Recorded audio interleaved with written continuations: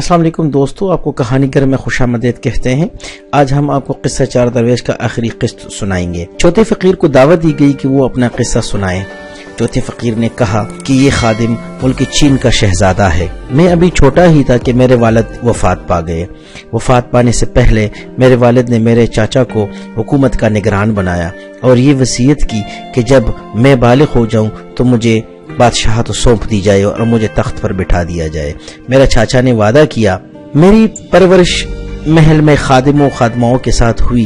एक दिन एक खादमा ने मुझे थप्पड़ मारा और मैं रोते रोते अपने चाचा के पास, यानी जो निगरान बादशाह था, उसके पास चला गया। उसको मैंने शिकायत की।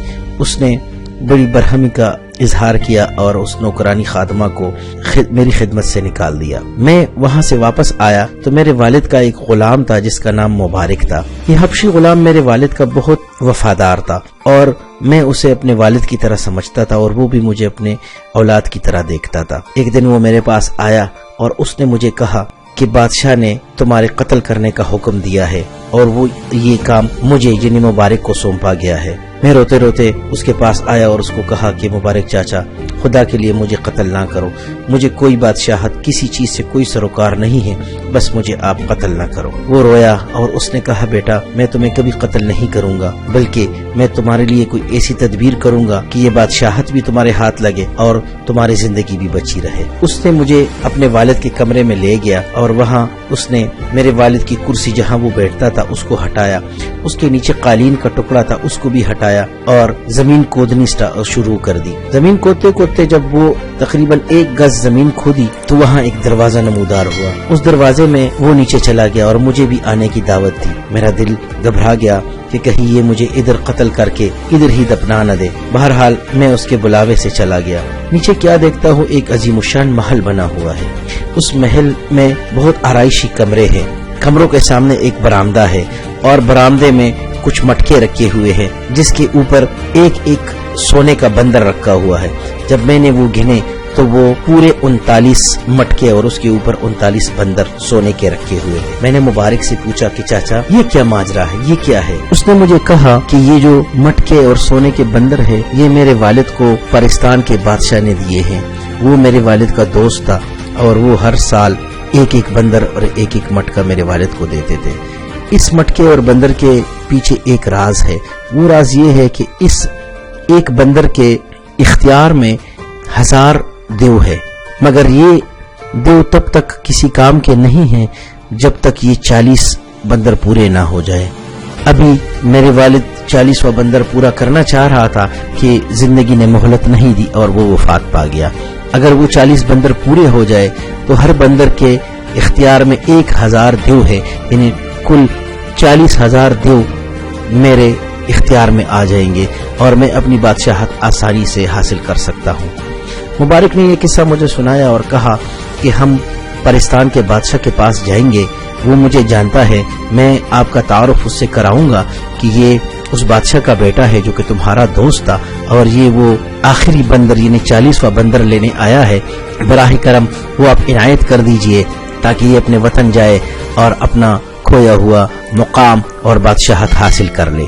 हम दोनों ने ये तहैया कर लिया और वो एक दिन बादशाह के दरबार में हाजिर हुआ और कहा कि या बादशाह, मैंने इस बच्चे को कत्ल करने की एक तदबीर सोची है और वो ये है कि इसको मैं यहाँ से दूर कहीं ले जाऊंगा और जंगल बयाबान में कत्ल करके इसको वही दफना दूंगा और वापस आपकी खिदमत में आ जाऊंगा। बादशाह को यह तरकीब बहुत अच्छी लगी और मुबारक को इजाजत दे दी। तब मुबारक ने मुझे अपने साथ लिया और हम चल दिए। मैं मुबारक के साथ तकरीबन 16 दिन और 16 रातें मुसलसल सफर करता रहा। आखिरकार हम एक ऐसी जगह पर पहुंच गए जहां मुबारक ने अपने जेब से एक सुरमा निकाला, अपने आंखों में भी लगाया और मेरे आंखों में भी लगाया। तब मुझे जिन्नात के फौज नजर आई जो कि मुबारक को खुशामदीद कह रही थी और साथ मस्खरे भी कर रहे थे, क्योंकि मुबारक को वो लोग जानते थे जो कि मेरे वालिद के साथ उधर जाता रहता था। जब हम पाकिस्तान के बादशाह की खिदमत में हाजिर हुए तो सारा माजरा मुबारक ने सुना डाला।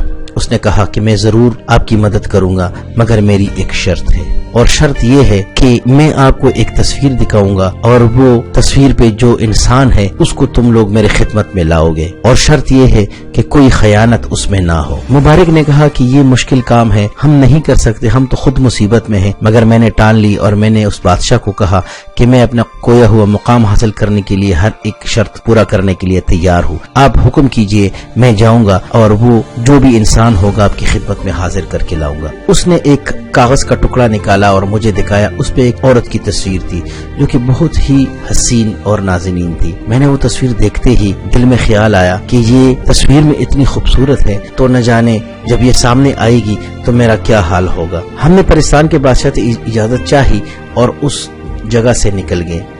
سفر کرتے رہے آخر کار ہم ملک ہندوستان میں پہنچ گئے۔ وہاں ایک شہر میں گئے ہیں، کیا دیکھتے ہیں کہ ہر ایک بندہ اسم اعظم کا ورد کرتا پھر رہا ہے۔ میں نے بہت سے لوگوں سے پوچھا مگر کسی نے مجھے اس ماجرے کا کوئی حال نہ سنایا۔ وہاں میں نے ایک فقیر کو دیکھا جو کہ ہر ایک بندے کے سامنے ہاتھ پھیلا رہا تھا مگر کوئی اس کو بھیک نہیں دے رہا تھا۔ مجھے بڑا ترس آیا اور میں نے اس کو 50 اشرفی دے دی۔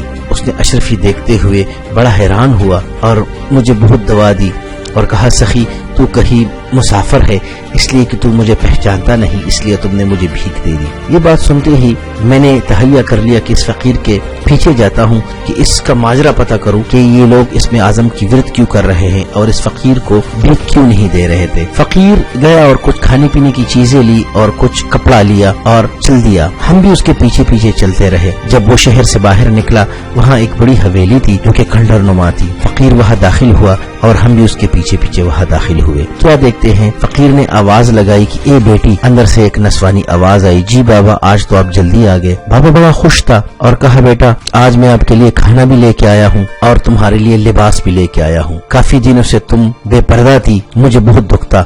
آج ایک سخی مسافر آیا تھا، اس نے 50 اشرفی مجھے بھیک میں دے دی، اس سے میں نے تمہارے لیے کپڑے بھی خریدے اور خوراک کا سامان بھی لے آیا۔ جیسے ہی میں ادھر داخل ہوا اس حسین نازنین پر میری نظر پڑی۔ کیا دیکھتا ہوں یہ وہی حسین نازنین تھی جس کی تصویر میرے ہاتھ میں تھی اور جو پرستان کے بادشاہ کو درکار تھی۔ اس نے مجھے غضب کی نگاہ سے دیکھا اور کہا کہ پرائی عورتوں پہ کیوں نظر ڈالتے ہو، باہر نکلو۔ میں وہاں سے واپس نکلا اور صحن میں بیٹھ گیا۔ اتنے میں اس فقیر کو پتہ چل گیا کہ میں بھی اس کے پیچھے پیچھے آیا ہوں۔ اس نے مجھے مہمان کیا اور کہا تم بہت سخی ہو اور تم نے میری بہت مدد کی۔ میں نے کہا بابا مجھے ایک مقصد یہاں لے کر آئی ہے، وہ مقصد یہ ہے کہ پہلے مجھے یہ بتاؤ کہ یہ لوگ اسم اعظم کی ورد کیوں کر رہے ہیں، دوسری بات مجھے یہ بتاؤ کہ یہ آپ کو بھیک کیوں نہیں دے رہے، تیسری بات مجھے یہ بتاؤ یہ جو لڑکی ہے یہ کون ہے۔ اس نے کہا بیٹا اس ماجرے کو سن کے تم کیا کرو گے، مسافر ہو، آپ نے مجھ پہ احسان کیا، میرے مہمان بنو، کھانا کھاؤ، آرام کرو اور اپنی منزل پانے کے لیے چل نکلو۔ میں نے بہت ضد کی اور میں نے کہا کہ نہیں، میں یہ اپنا مقصد لیے بغیر یہاں سے نہیں جاؤں گا۔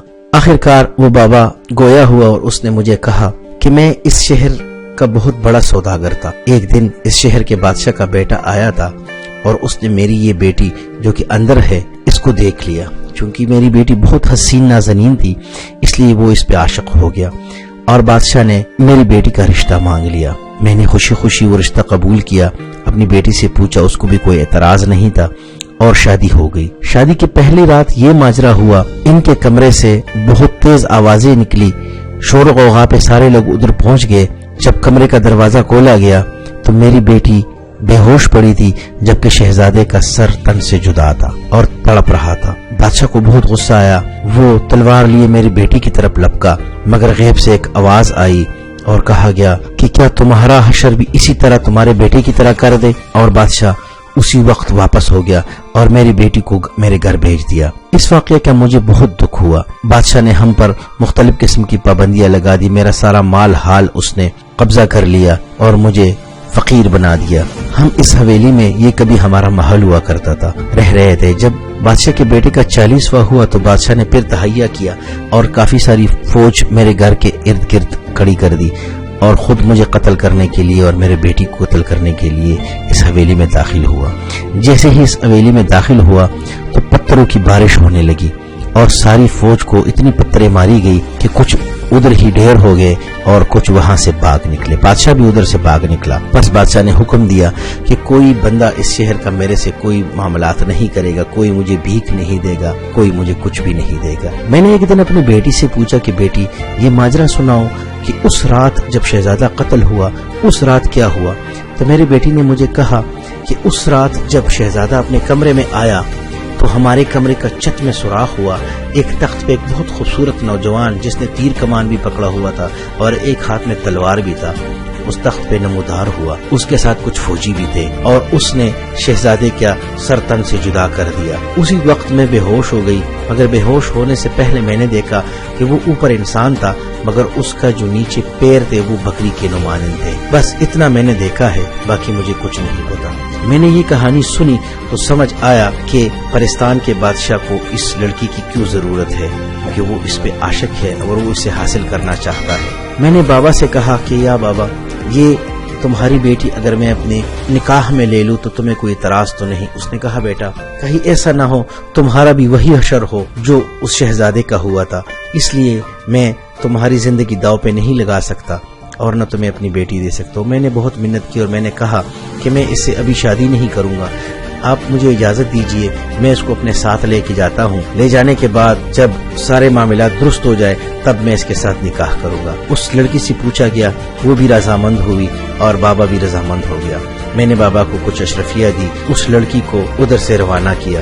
میں اور مبارک چاچا وہاں سے نکلے, ساتھ وہ لڑکی بھی تھی, پرستان کی طرف آ نکلے. راستے میں نے مبارک چاچا کو کہا کہ یہ لڑکی تمہیں کبھی بھی پرستان کے بادشاہ کے حوالے نہیں کروں گا. اس نے کہا کہ تمہیں یاد ہے اس نے کہا تھا کہ اگر تم نے اس میں تھوڑی سی بھی خیانت کی تو تم دونوں کا حشر بہت برا ہوگا. میں نے کہا کہ جو بھی حشر ہوگا مجھے قبول ہے, مگر یہ لڑکی ہرگز میں اس کے حوالے نہیں کروں گا. میں اس کا مقابلہ کروں گا, اس کو شکست دوں گا اور یہ نازنین اپنے نام کروں گا. جب ہم پرستان کے قریب پہنچے تو مبارک چاچا نے کچھ ایسی عجیب قسم کی خوشبو اس لڑکی کے بدن پہ مل دی کہ اس کے پاس کوئی جا نہیں سکتا تھا. جب میں نے وہ لڑکی پرستان کے بادشاہ کی خدمت میں پیش کی اور اس نے جیسے ہی وہ بدبو سونگی تو وہ غصے سے لال پیلا ہو گیا اور آسمان تک چھلانگ مار کے نیچے اترا. نیچے اتر کر اس نے مجھے ایک تپڑ مارا. میں ادھر سے گھوم گیا اور نہ جانے کس دنیا میں اس نے مجھے پہنچا دیا. نہ اس لڑکی کا پتہ چلا, نہ مبارک چاچا کا پتہ چلا اور نہ پرستان کے بادشاہ کا پتہ چلا, اور میں کسی ایسے صحراء و بیابان میں گر گیا جو صرف دشت تھا اور کچھ نہیں تھا. میں ادھر تقریباً 3 سال گھومتا پھرتا رہا, چیختا رہا, چلاتا رہا, اپنی معشوقہ کے نام لیتا رہا, مگر کچھ حاصل نہ ہوا. ایک دن جب میں پہاڑ پہ چڑھ گیا اور نیچے چھلانگ مارنے لگا تو وہی علی المرتضی آیا اور اس نے میرا ہاتھ پکڑ لیا اور مجھے ہدایت کی کہ میں ملک قسطنطنیہ جاؤں. وہاں 3 فقیر اور بھی بیٹھے ہیں, وہاں ہم جب سارے ملیں گے تو ہماری مراد بھر آئے گی. میں آیا ہوں, آپ کی خدمت میں حاضر ہوں اور اپنی رودات سنا دی.